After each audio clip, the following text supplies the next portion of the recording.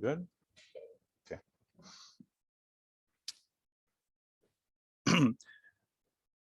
Friends, I'd like to begin this shiur by talking about the prakim in the Tanakh that don't exist. That don't exist.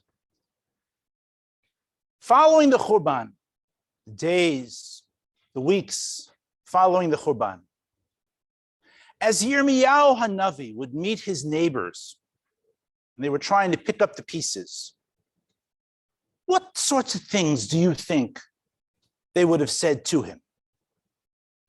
Having told them for years, maybe even decades, that the Churban was coming, and having told him back for decades, no, you're wrong, you are lying, you are in cahoots with the Bavlim, you are betraying a Kadosh Baruch Hu, you have no emunah. After throwing him into a pit, after torturing him, after cursing him, what might we expect that the people said to Yirmiyahu in the days and the weeks following the Churban? We might have expected that they would say, wow, you were right, and we were wrong, and our Nevi'im were Nevi'ei Sheker, just like you said they were. In fact, we owe you an apology. In fact, now that we understand that you have Dvar Hashem with you, tell us, what do we need to do? What will it take for a Kadosh Baruch Hu to bring us back? These are all the natural, almost, as we would say in Hebrew, mitbakesh. What else could possibly come out of their mouths in the days and the weeks following the Churban? And these, friends, are the chapters in Tanakh that don't exist. And it's not as though Sefer Yirmiyahu does not talk to us about the aftermath of the Churban. There actually is a description of what went on those days and weeks after the Bayit was destroyed. In fact, we have exactly a record of one discussion between the survivors of the Churban and Yirmiyahu. They come to him and they say only one thing: tell us where to go.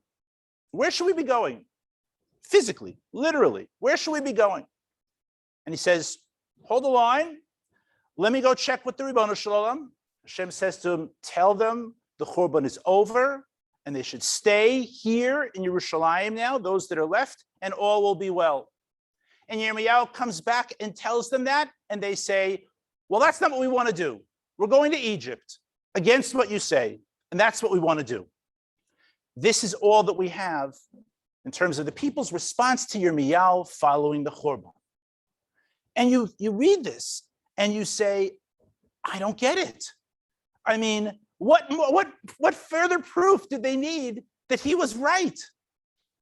Don't facts matter? And apparently, sometimes facts don't matter. And people retain their way of looking at things, no matter what proof is brought, no matter how strong the evidence. But of course, this is something that we know widely. This is not limited to the Jewish people following the Churban of Bayit Rishon. Holocaust deniers, it doesn't matter how many facts you bring. Facts don't matter. It doesn't matter what arguments we bring. We committed genocide 7 weeks ago in Shomer HaChomot, and it doesn't matter what facts we would bring to the contrary.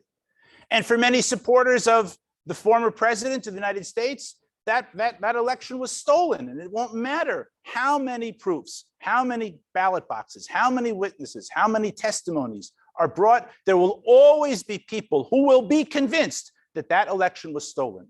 And there will be people whose views of Israeli politics will be right-wing ad asof, no matter what evidence is brought. And there will be people whose tfisot about how to deal with Israeli politics are far left-wing, and it doesn't matter what evidence is brought. This, friends, is the issue that social psychologists call belief persistence. It is when a group of people have a way of looking at things, and no matter how much proof, no matter how much evidence is brought, those opinions will not change. And scholars are at this is a whole field. How do we explain this? Why does this happen? Why don't people do what we do, what most of us do most of the time? When there's enough facts, we get it. We change what we're going to do. There are many explanations of this. There are many variations of it. What causes a group of people to hold fast and strong to their opinions, no matter what evidence is brought before them, no matter what the facts say? And I want to explore today how one particular strand of explanation of belief persistence is absolutely, in my mind, essential to understand, well, all of Megillat Eichah, but particularly the perek that we're going to be looking at today, perek Daled. In order to illustrate the dynamic that's at work here socially, I want to bring a very contemporary Israeli Jewish example of belief persistence, because it highlights the specific model of what leads a whole group of people to somehow shut out facts and stay within a certain view of the world. I have to say, though, at the outset, friends, that I wringed my hands for weeks and weeks about whether I should use this example. I want to talk about the Haredi world during COVID here in Israel. And I wringed my hands because the last thing that we want to do on Tisha B'Av is go bashing somebody else. I can't think of anything less appropriate than that. My purpose in highlighting this example is not to bash, is not to criticize. We've done that already. We've been doing that for a year. I want to move beyond the criticism to try to understand the unbelievable things that we've seen. What I'm referring to specifically is that, and this is all well known throughout the country and within the Haredi community, that those that are age 60 years of age or over perished at a rate in the Haredi community triple the rest of the country. And many of us, I'm sure, thought, what is going on? There's things that can be done to mitigate this: close down yeshivas, close down cheder, more precautions, minyanim, masks, all the things essentially that we and everyone else in the country was doing, and that over there were not being done quite to the same degree, maybe not to the same degree at all. This is well known. Now, how do we understand this? I'll take it even further. It isn't merely that there was no knowledge of what the outcome would be, even once it was clear where things were headed on this score, nothing was done. And in the aftermath of it, I have not seen or read of any attempt within leadership or within the press there to say, wow, this is terrible. What happened? What can we do next time that will be different? That type of reckoning, that type of trying to prepare for next time has not happened. That's an even more remarkable question. And I say this again, friends, and I ask you, Mechila, because my aim here, Chalila, is not to bash and to criticize. I raise these critical comments because I want to move from the criticism to understanding. It's going to be something that's going to be a really helpful model for understanding what I want to do this afternoon now here in Megillat Eichah. So there's been no reckoning about it at all. Not even for the purpose of saying, we don't want to lay blame. We just want to make sure that next time it won't happen. And my sense, friends, is that if the current Delta or some other, God forbid, pandemic were to strike under the same circumstances, my sense is that things would play out exactly the same way again. How can this be? How can we understand what has happened? When you turn to this community, there is no articulation even of it. You certainly will not find anyone who will say, well, we believe that Talmud Torah is more important than Pikuach Nefesh. Nobody would say such a thing, and nobody does say such a thing. There is no articulation of it. So what is going on? What is going on?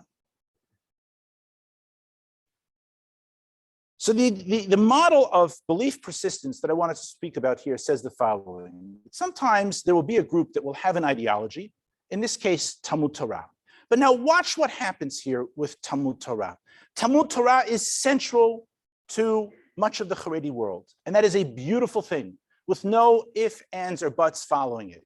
That is really impressive. This is a central value. And they put their money behind it. Status throughout that community is always revolving around Talmud Torah. Who are the most important, who are the most revered and respected people in the community? The Gdolei Ador, the Talmidei Chachamim. How do you achieve status as a person, as a common person in the community? Well, a lot of it depends on who, are you a descendant of some Gadol? Are you marrying off your daughter to someone with that type of yichus? Are you marrying off your daughter to someone who is a Talmid Chacham himself, an Ilui perhaps? Are you sending your son to what level of yeshiva? They're all ranked, just like elsewhere universities are ranked, yeshivas are ranked. Is he in a top level yeshiva? Isn't he a top level shiur in the top level yeshiva? Is he going to be asked to teach in that yeshiva? All of these things give status, such that alongside a theology that says Talmud Torah is very important, is built social structures that say that Talmud Torah is not only important, but it is how all of us in the community locate ourselves in terms of our standing and our status. How close am I to those who are great learners? Do I have people in my own family who themselves are great learners in these yeshivot? What yeshiva are they in? What shiur are they in? There's a whole social structure that is built up around, next to this, the theological importance of Talmud Torah, such that alongside the theological importance of Talmud Torah arises the social importance of all the structures and all the institutions of Talmud Torah. And then along comes a pandemic. Now everyone knows what the books say. The books say that Pikuach Nefesh is Docha Kol Torah Kula, including Talmud Torah. But you know, when you come to this world and you say, okay, well now what is required of you is shut all the cheters. How long? Indefinitely. Shut all the yeshivas. Send everybody home. No shiurim. How long? Indefinitely. Minyan, or if we're speaking about the Hasidic world, this idea of a farbrengen or of an aseifa with the Rebbe, all of the Hasidim, shut it down. How long? Indefinitely. Well, you can see that this is now not just a theological question. This becomes a question that threatens the entire social structure of the community. Because once you say, well, essentially, we're taking out of the equation, there's not going to be any cheters, there's not going to be any yeshivas. Oh, and by the way, the Gadol Hador, who gave these instructions, if we're being honest about it, actually might have made some mistakes that cost hundreds of lives. It's not possible to engage in this conversation. Because once you do that, the entire edifice, Surfside, it collapses. It collapses. And people are not prepared when their entire sense of meaning and their place in society is a function of all of these social institutions, to just wipe all those institutions off the face of the earth for a month, for 4 months, for 6 months, who knows, for a year, and certainly incapable of taking the people who are considered the most revered in the community, and to say, well, perhaps they didn't handle this properly. Perhaps decisions that they made cost many people their lives. This is too threatening. It is too threatening. And what happens when a community is founded on an ideal, and the ideal is transformed into social structures, that when those structures become threatened, it is very difficult for people to begin to hear these inconvenient things that we call facts. That doesn't explain all of the examples that I gave. This is one branch, one way of understanding how sometimes an entire community can be committed to a certain ideology to the point that even when it is demonstrated that it is harmful, that it is an error, nonetheless, they will stay steadfast in that ideology because their entire social structure is predicated on it. Who am I? What am I worth? Who is valuable? I thought I was valuable because I engage in this and that. I have someone here, I have someone here. When all that moves away, that is incredibly, incredibly threatening. I bring this example, friends, because this is what is happening in Yerushalayim before the Churban and after the Churban. The reason that the people did not listen to Yirmiyahu was not merely because he was bringing bad news, and no one really likes to hear bad news. It is because, well, what I've called here the title for today's talk, the distorted fantasy of chosenness, or what we call in academic terms, Zion theology, the idea that Am Yisrael is nivchar, and HaKadosh Baruch Hu loves us, and he will always love us, and he has chosen us, and he has chosen Yerushalayim, and he has chosen the Beis HaMikdash, and above all, he has chosen Malchut Beit David. And this is everywhere. This is just everywhere. Let's have a look on the source sheet. You'll see it's two parts. I have Eichah Perek Dala, that's the end. I'm talking about all the other sources. Source number one, okay? This is not Rishayim and Yirmiyahu speaking. This is just Tehillim. Shira Ma'alot, Habotchim Ba'Hashem, Kehar Tzion, Lo Yimot, Le'olam Yeshev. Yerushalayim Harim Savivla, Hashem Saviv Le'amo, Me'ata Ve'ad Olam. This belief, this is just the way it is. This is part of creation, part of how the universe works. The Ribono Shalom loves us, and therefore we're going to be here forever. And many other such statements about the Mikdash and about Malchut Beit David.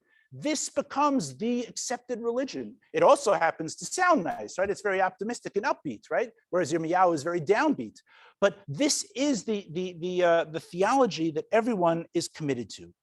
Now, around that, because the most important person in the society is the Melech mi Beit David, then around that, anyone who is close to him gets their status from him. And that can be Sarim, and that can be Nevi'im that are in his court, and that can be Kohanim that are also appointed by his court. And it can be all sorts of elites. And in just the same way as in the Torah world, there are elites. There are those that are closer, not to the Melech, but perhaps to the leading Talmidei Chachamim, descendants of them, students of them.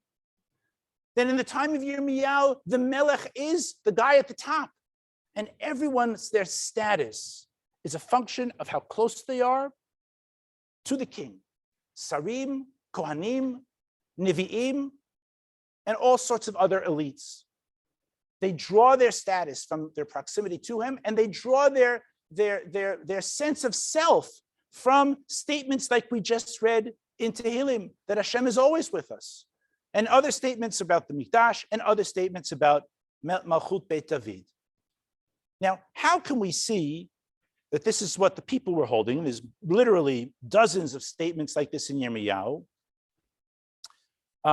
Source number two, Hashem says to Am Yisrael shortly before the Churban, Hineni elayich, I am coming upon you, Yoshevet ha'emek, Sur hamishor. You rock of the plain, a rock, just like a rock is impenetrable. He refers to Am Yisrael as a rock.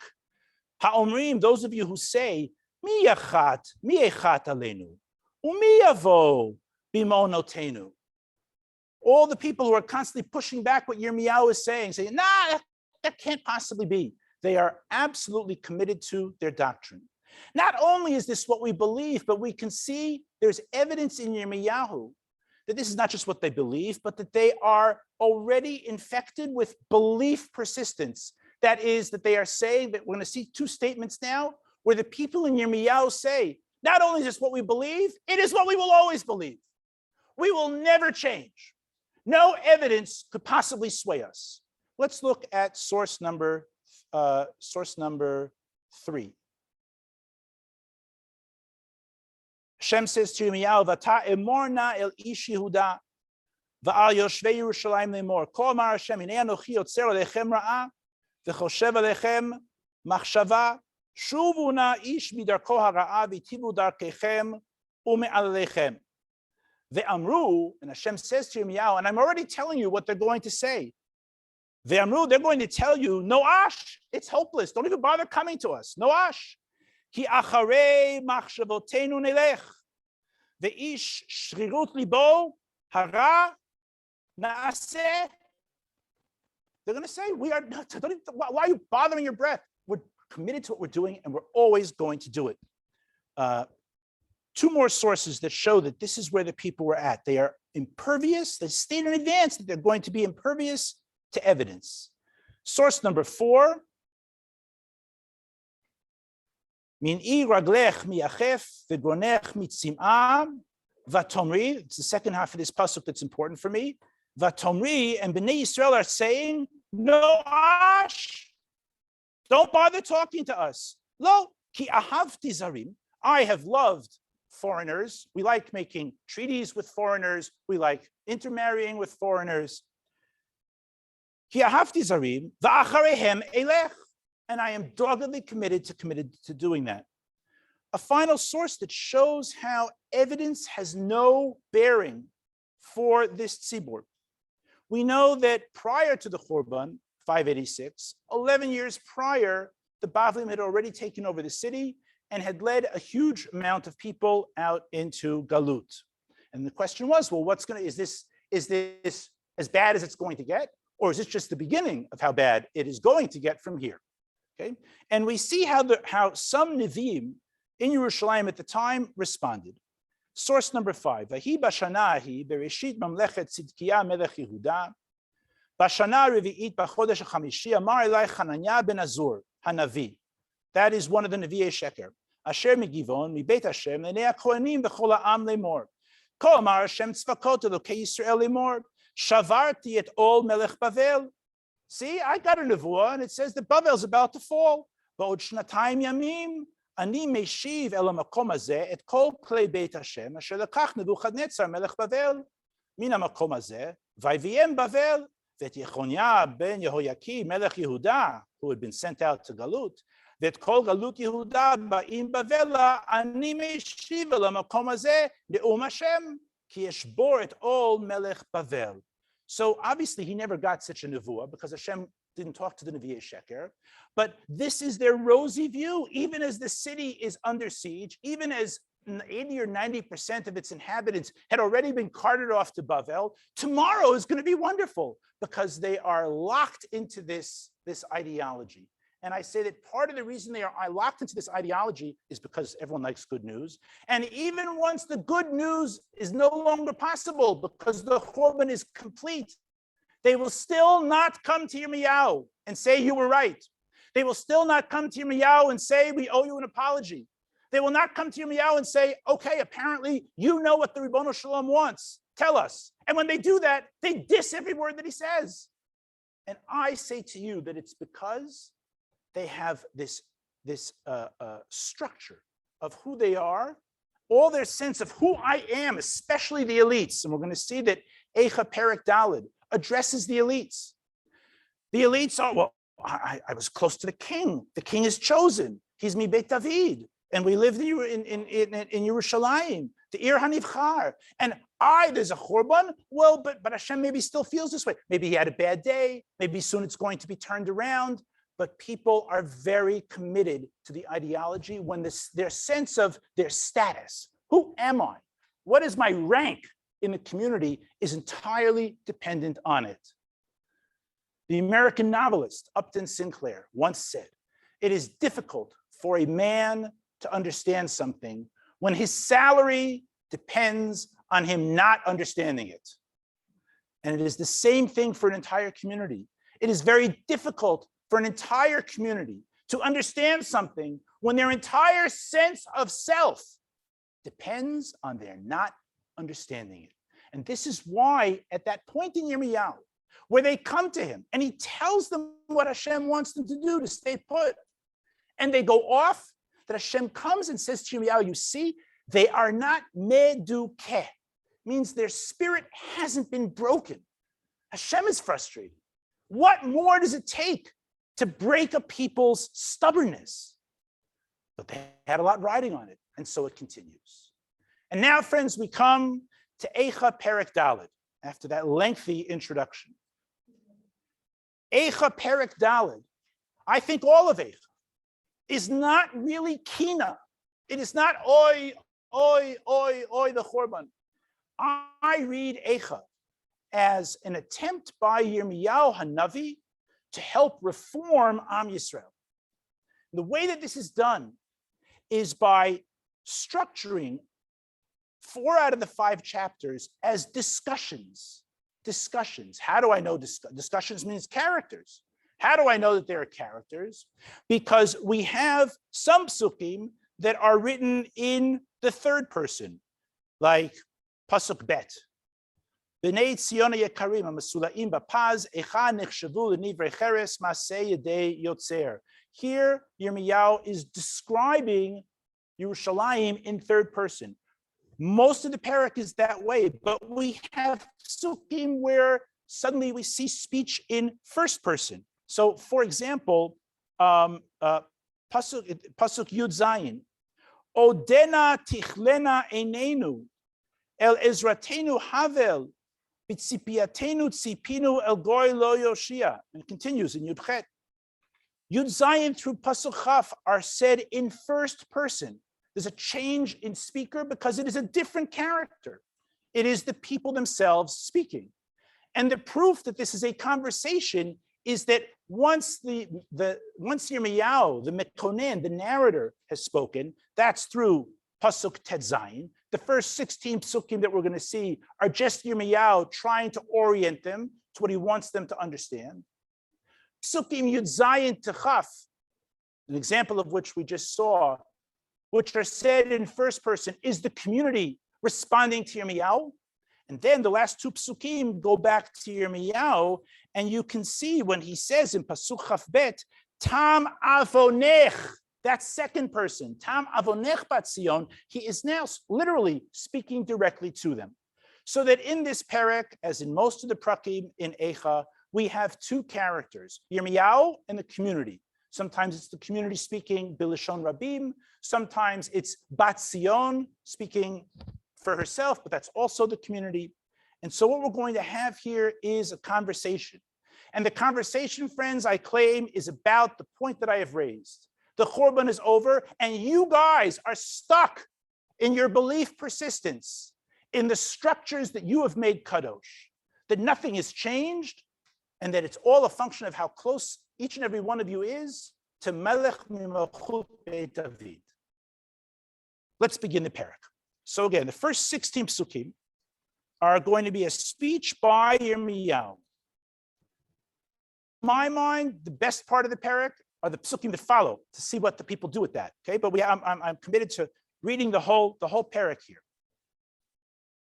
Eichah yu'am zahav, yishne haketem hatov. Oh, how the gold has rust. Those of you that might remember high school chemistry, what do you know about gold and rusting? Gold does not rust. Gold does not rust. And so when Yirmiyahu says, oh, how the gold has rust, the impossible is possible. He is giving a shtuch to the people that he's talking to and say, you who felt that Melech Beit David could never fall, that Yerushalayim could never fall, that the Mikdash could never fall, that all of those things were chosen for Le'olam Va'ed, as we saw in source number 1. Well. Eichah yu'am zahav. Look how the gold has rusted. Tishtapechna avnei kodesh berosh kol chutzot. What are these avnei kodesh?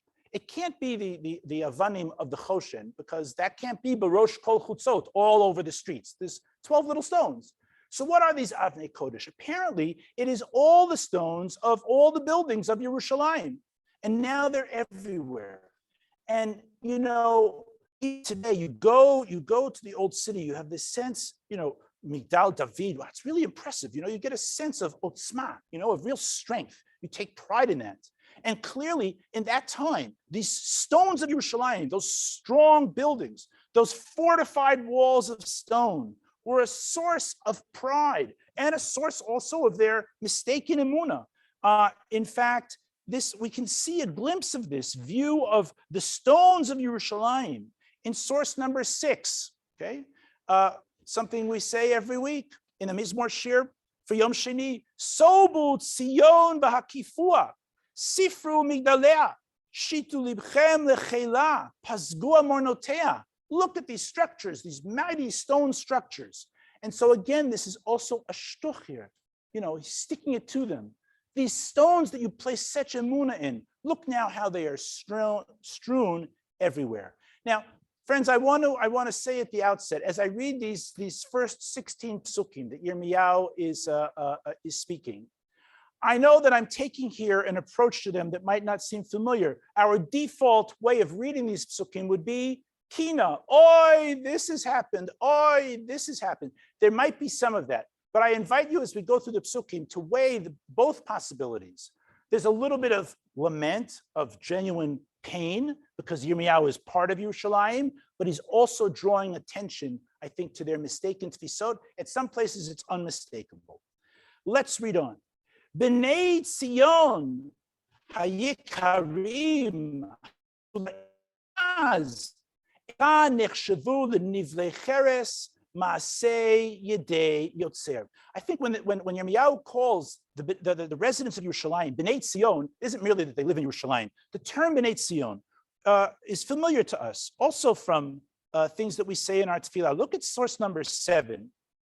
It's not a very common phrase, actually, B'nei Tzion.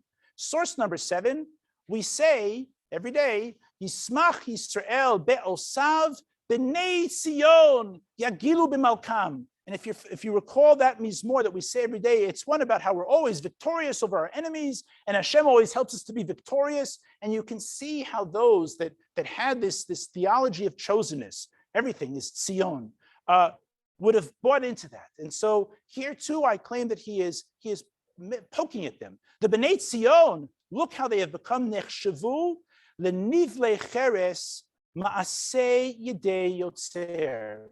And the image here is deliberate. It isn't merely that they thought that they were covered with gold, and now it turns out that they are nothing but pottery pieces. But the image here, nechshavu l'nivlei cheres ma'asei yedei yotzer. Look at source number 8. Where is that taken from? Yirmiyahu says about Hashem's capacity to change the fortunes of Am Yisrael. Yirmiyahu says, "Hachayotzer," that's a potter.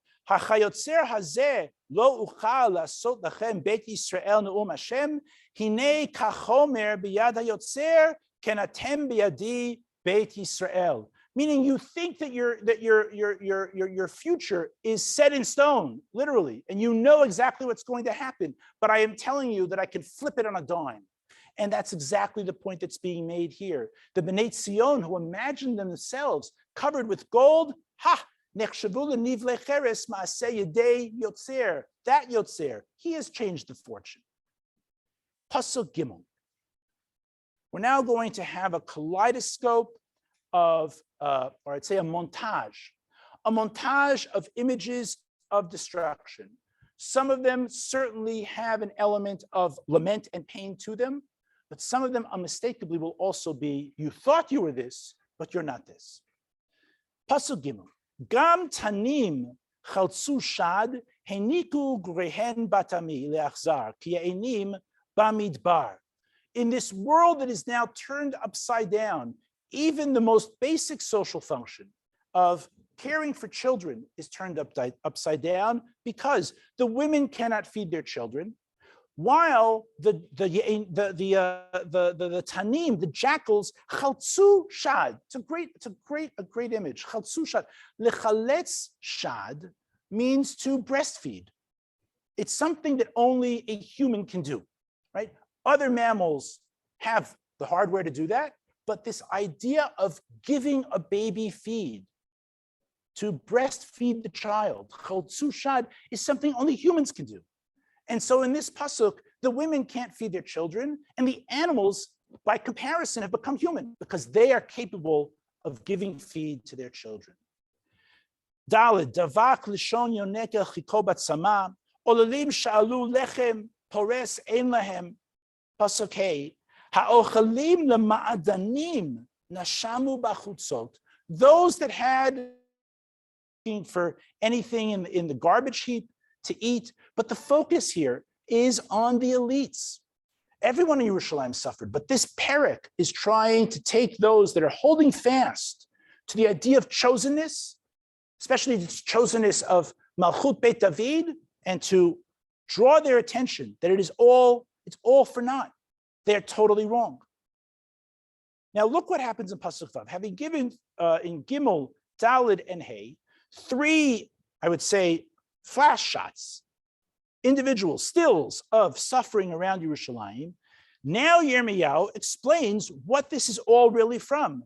Vayigdal avon bat ami mechatat stom ha'afucha kmo raga v'lo chaluva yadayim. Okay.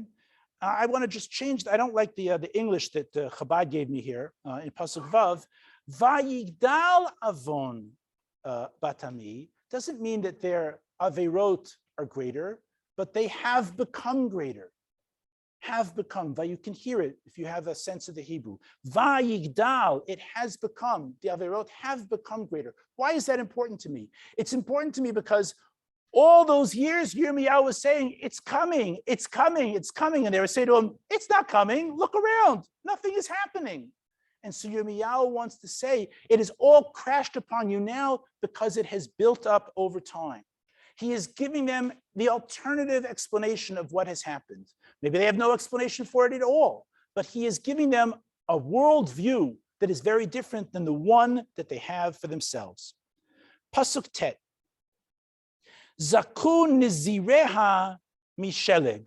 Now, again here, nizireha doesn't mean nizirim. It doesn't mean nizirim. Nazir, kod lerov echav, nazir rosho. Nezer means a crown. That's what it means. And so here, zaku nizireha, these are the princes. And again, aiming at the elites, the princes, those that thought, we are chosen, we are the sons of the king, or maybe we are the sons-in-laws of the king. Zaku nizireha misheleg, tzachu mechalav, admu etzem mipininim, sapir gizratam. They were so beautiful looking. But notice the language that's used when we say zaku nizireha misheleg. So far, that would seem to imply that they were beautiful. They had very nice, light complexion. But when you hear that phrase, zaku misheleg, zach misheleg, that's normally elsewhere in Tanakh. That doesn't describe complexion. What does that describe when I say, oh, zach misheleg? Purity in terms of sin, right? Just like we have in source number 9. Shem says, "L'chuna b'nivachecha yomar Hashem, im yu chataechem kashanim, kasheleg yalbinu, im yadimu katola katsemer yehiyu." And so when he says here, coming back to our perek in Pasuk Zayin, Zaku nizirei misheleg, it isn't just talking about their complexion. He's making fun of their own self-perception. We are zach misheleg. We are pure. We are doing Ritzon Hashem. We believe that he loves us. We believe that we are his chosen. We're even bringing his korbanot. He's making fun of that. Zaku nizirei misheleg. What has happened? Now, Pasuk Chet, all of that has come crashing down. Chashach mishachor ta'oram, lo nikru bachutzot, safad oram al atzmam yavesh haya ka'etz. Tovim hayu chalalei cherev, mechalalei ra'av, shehem yazuvu medukarim, mitenuvot sadai. So he's comparing, there was 2 forms of suffering. Yirmiyahu said there would be 2 forms of suffering. Some would be smitten by the sword, and some would be smitten by famine. And what this pasuk says is that it's much worse to die by famine. And why is that? It takes a long time. It takes a long time. But the image that's here is also poking fun at them. Let's look at this pasuk again, Tet, a little more carefully.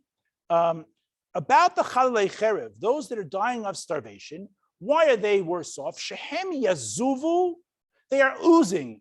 Oozing is like what you would normally expect by those that have been, stuck by a sword. You get stabbed by a sword, you ooze, right? You ooze.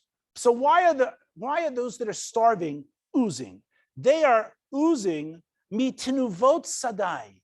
What are tenuvot sadai? The fruits of the field. But it's not just food. It's not just they're, as it were, oozing food. They don't have any food. But tenuvot sadai, we see that phrase, look in source number 10. In Ha'azinu, when Hashem describes the great bounty that's awaiting them when they come into Eretz Yisrael. Yarkiveu al bamotei aretz, vayochal tenuvot sadai, vainikeu dvash misela, the shemen michalamish tzur. So the great bounty and produce of Eretz Yisrael was called tenuvot sadai in Ha'azinu, and now Yirmiyahu is saying those that are dying of starvation, what they're oozing is not just the last crumbs of bread that they might have had. What they're really oozing is all of the delicacies that they could have had they been observing the Torah properly. And so this is also critical of those that are dying of starvation, these elites who are now perishing. Pasuk Yud, Yedei Nashim Rachmaniyot, Bishlu Yaldehen, Hayu Livarot Lamo, B'Shever Bat Ami. This is the low point of the low point of the low point of the Megillah. And how low is it? If you go back to Pasuk Vav, Pasuk Vav said that Yerushalayim's fate is even worse than the fate of stone. Why? Because it's stone, the end of the Pasuk, Lo Chalu Bayadayim. Human hands did not destroy stone, right? Stone was destroyed by Gofrit Vaesh, right? Coming down from Shemayim. Well, worse than being destroyed by the hands of your vanquisher, of your conqueror, is when you are destroyed by your own hands. And that is Pasuk Yud. Yedei Nashim Rachmaniyot, Bishlu Yaldehen. Pasuk Yud Aleph. Now, having given another several snapshots of the suffering in Yerushalayim, again, Yirmiyahu comes back to give them an explanation that will be an alternate for their ideology. Kila Hashem et chamato, shafach haron apo, vayatzet esh b'tzion, vatochal yesodoteha. Pasuk Yud Bet, a great and baffling and wonderful and important pasuk. Lo he'eminu malchei eretz v'chol yoshvei tevel ki yavo tsar ve'oyev b'sha'arei Yerushalayim. And I say to that, really? Really? Lo he'eminu malchei eretz? I mean, at this time, Yehuda was impoverished, tiny, no army. Because had a wall, and along comes the mighty Babylonian Empire. Lo he'eminu malchei eretz v'chol yoshvei tevel ki yavo tsar b'sharei Yerushalayim. Really? All of the other goyim would have been shocked by what happened here? I don't think so. I don't think so. So who was it that really believed this? He's making fun of them. They were always saying this to themselves. Not only do we not believe that no one's going to conquer us, we know that even the goyim don't think that we are conquerable. We are so inconquerable. We are so amazing. We are so chosen. That's what he's making fun of here. Okay, and that you have source number 11. Source number 11. This wasn't just Yirmiyahu. They were just reading Tehillim. Also what we say weekly on Mondays. Elokim be'emonoteha. Noda lemizgav. You see these fortifications, and you know that Hashem is really strong. Ki hinei hamlachim noadu avru yachdav. We see it. The kings gather round and they come to Yerushalayim. Hey marau ken tamau nivalu nechpazu. They come and their jaw drops. They see how mighty and fortified this place is. They tremble like women in labor. Beruach kadim tishaber aniyot Tarshish. And with a simple wind, all of the navies of all these kings can be washed away. So if this is how Tehillim imagines the Goyim looking at Yerushalayim, this is how the Anshe Yerushalayim, Erev the Churban, also thought about it, entirely oblivious to reality. Facts don't matter. Because if we deal with the facts, all of our sense of meaning of who we are goes kaput. And so this pasuk Yud Bet, is Yirmiyahu, I would say, quoting the way in which they look at the world according to Anshe Yerushalayim. Pasuk Yud Gimel. Mechatot Niviea, Avonot Kohanea, Hashofchim B'kirba Dam Tzadikim. All of this has come about because of two groups, the Nevi'im, that is the Nevi'ei Sheker, and the Kohanim, who were paid off by the king to say the right things, to bring korbanot on behalf of the court, and who were full partners in this whole great delusion.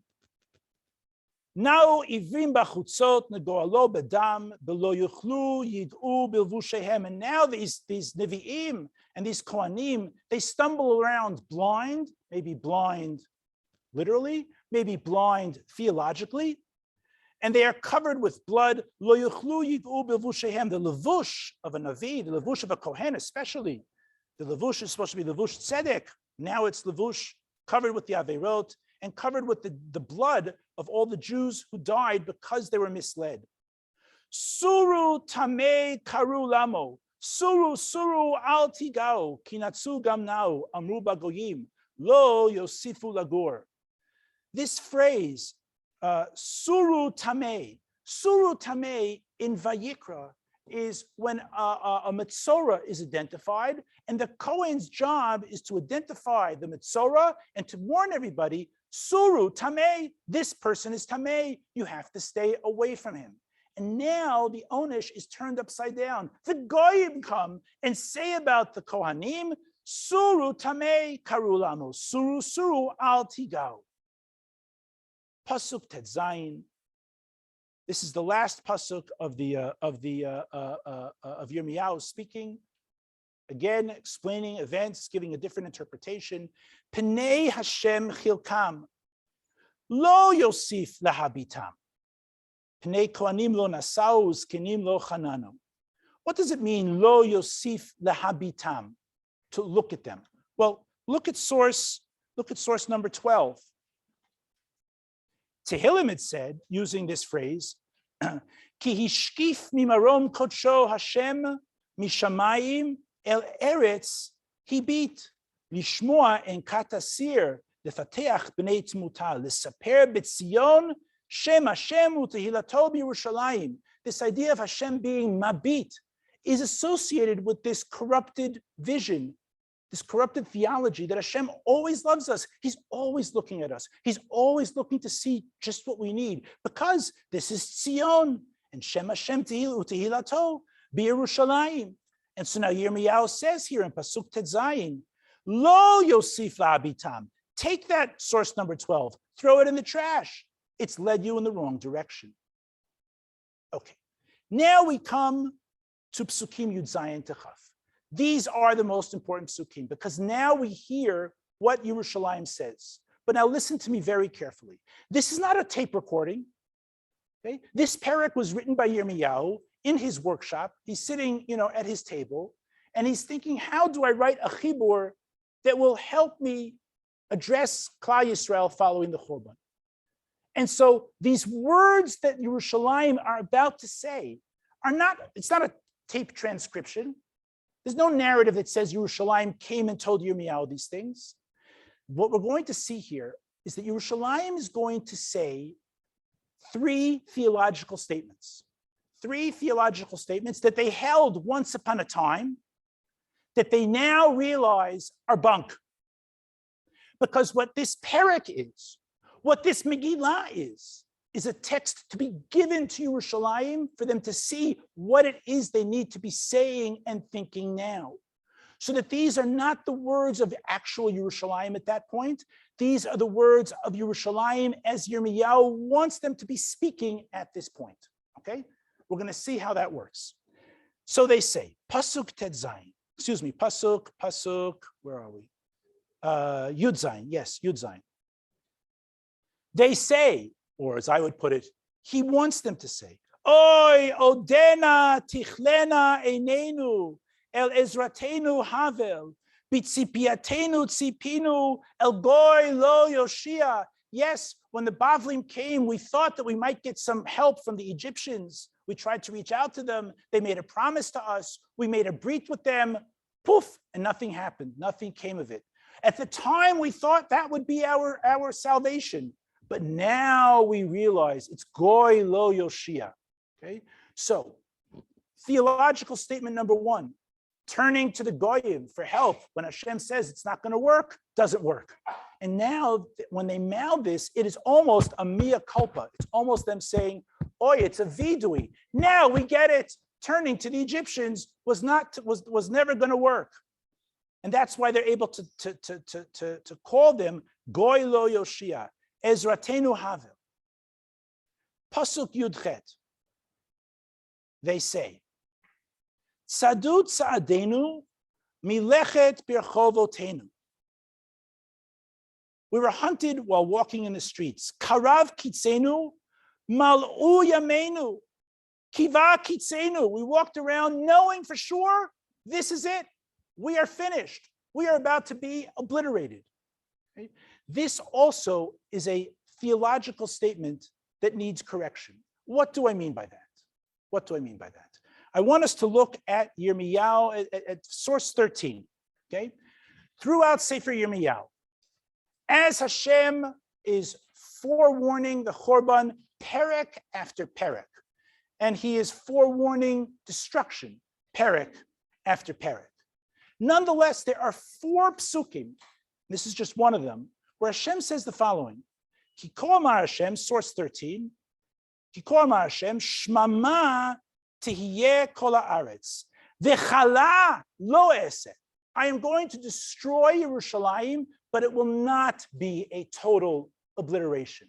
That is, this is not going to be the end of the Jewish people. 4 times it says that in Yirmiyahu. And so when they claim here in our perek, in this constructed speech, this speech that Yirmiyahu makes up, that they should hear, when they say, Karav kitzenu, I'm in Pasuk Yudchet, Mal'u yamenu, kiba kitzenu, we were sure, we were doomed, this was the end. Well, anyone that can say that, when a survivor says, I knew this was my end, I knew that this was it. Well, if you're standing after the Shoah and you can say that, then clearly you are recognizing that your thought at that moment was not correct. It was likely, maybe it made sense, but clearly that fear at that time was actually not in place. And so this also, he wants them to understand that their fears at the time, that they were going to be entirely obliterated, were not justified. As Yirmiyahu himself said, now we come to Pasuk Chaf, the most important Pasuk. Ruach Apenu Mashiach Hashem nilkad b'shchitotam, asher amarnu b'tzilo nichye bagoyim. Now you could read this as a lament, oi, oi, our king, but I want to draw our attention to 2 terms that they use in this Pasuk. One is Ruach Apenu. I want to look at what that phrase means, Ruach Apenu. Where does it come from? And then at the end of the Pasuk, Bitzilo, about whom? We said about this king, Bitzilo, in his shade, Nichye Bagoyim. And that phrase also I want to look at. Ruach Apenu Mashiach Hashem. This isn't just, I love my king. When you say about a king, he is our breath of life. This is a trope. This is a phrase that is used throughout the ancient world to describe kings. Source number 14. Seneca says, he's a Roman writer about one of the emperors, he is the breath of life to all these many thousands. And you have this going all the way back to the pharaohs in the time of the Shiabud, refers to the king as the breath of life. Now, we never find that a Melech mi Beit David is called the breath of life. Because, friends, who gives the breath of life? HaKadosh Baruch Hu. Source 15. Vayitzer Hashem Elokim et ha'adam, afar min ha'adama, vayipach be'apav nishmat chayim, vayi adam lenefesh chaya.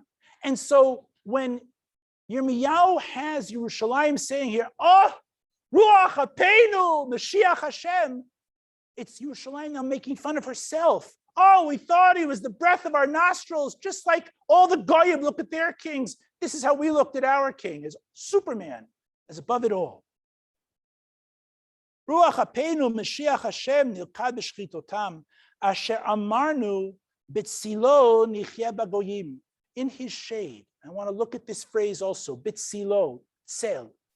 Nowhere do we find in the Tanakh someone saying about the Melech Mibeit David that he gives Tzel. What is Tzel?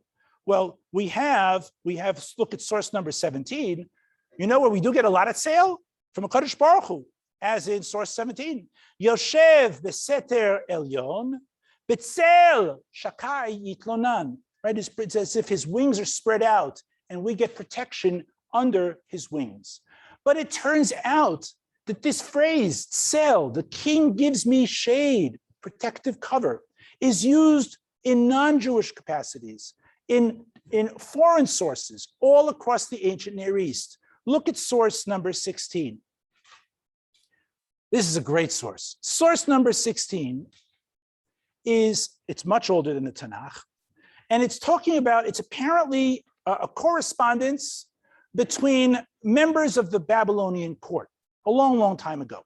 And they're trying to figure out when is the best time to go make an appeal to the king. When's the best time to do that? Look what they say. They say, quickly, may they, the princes, go to the palace. The month Abu, Chodesh Av, is favorable, and all its days are very advantageous for audiences. I dance for joy because the month of Av is indeed greatly fitting for visiting the king, my lord. The king, my lord, is looked upon in this moment by all the great gods, and therefore the shadow of the king, my lord, is exceedingly beneficent at this time. It'll be easy for the king to give us what we want. He gives a lot of shade in Chodesh Av because he gets a lot of protection from the gods. Thus, they may go to the palace and stay in the sweet and fine shadow. And in Akkadian, it's the same word, sli, it's the same thing, of the king, my lord. And so we can see here in Pasuk Chaf, when they said, oh, B'Tzilo Nichye Bagoyim, they related to the Malchut Beit David the way in which everyone else around the world related to their Goyish kings, that they are the living end. The king, he is the Messiah, okay, literally. Okay? And this obviously was an overinflation of the status of the king and not recognizing the king is contingent, the king can be taken out of power, there's a king of kings who's above him. All that was kind of lost in the equation here. Okay, I'll just say parenthetically about this source number 16, that Chodesh Av is a time of great mazel. Did you see that? That's a little different than what we think, right? And there's a statement of Rabbi Papa in Masechet Tanit that when you have a court case against the goy, don't go in Chodesh Av because it's bad luck. Yeah, it's bad luck if you're a Jew. It's a good luck if you're a Babylonian. He knew that. Rabbi Papa knew that. Okay, and it's right here in this source as well. To sum this all up, coming to the last two psukim, what we've seen now is that in this speech of Yerushalayim to Yirmiyahu, they have now come to a proper theological reckoning of three things. Number one, when we turn to Egypt for help, that was foregone disaster. That was never going to work. And now we recognize that. Number two, we were certain that when the Bavlim penetrated the ear, the city, that we were all doomed, that this was the end of Klal Yisrael forevermore. And now we recognize that what Yirmiyahu had said, lo eseh kala, it will not be for a total ending, is actually true. And theological statement number three, we had thought that the king was the Messiah, not just Mashiach Hashem, but the Messiah, right? Now we understand that the way we looked at him as Ruach HaPeinu, the way that we looked at him as B'Tzilo Nichye, those were the wrong ways to view him. Now we understand that. Now comes Pasuk Chaf Aleph and Chaf Bet, and we finish with this. Now that he has given a script for Yerushalayim of the things to say, of the things to believe, to come to the true understanding of things, which comes at a cost of how they view themselves. We were totally wrong. All our institutions were wrong. Our social standing wasn't worth anything. Now he is able to say to them, if they indeed say these words, then he will say to them, Sisi v'simchi bat Edom, yoshevet be'eretz utz, gam alayich tavor kos, tishkari v'titari, tam avonech bat Sion, lo yosif lahaglotech, pakad avonech bat Edom, gila al chatotaych. These are the most hopeful and optimistic verses in all of Eichah. And it comes precisely now, because if Yerushalayim is able to come to clarity on these theological issues, then he will be able to say to them, as he says at the beginning of Pasuk Chafbet, Tam avonech bat Sion. What does that mean, Tam avonech bat Sion? How can anyone say, you're never going to sin again? No, can anyone say that? Tam avonech, how can you say that? Rather, what it means when Yirmiyahu says here at the beginning of Pasuk Chavbet, Tam avonech bat Sion, it's not, I am now promising, I'm looking in my prophetic crystal ball and I say, you're not going to do any more Averas. That doesn't happen. We all do Averas all the time.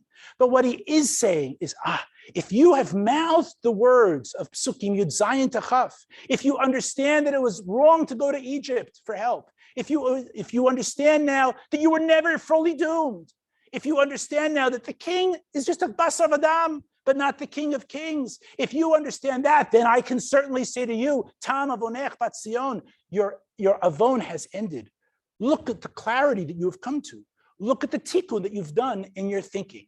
And that's why these are the most optimistic psukim in all of Eichah, and that's why they're right here, and not at the end where we would expect, right? We usually expect books to end on happy notes.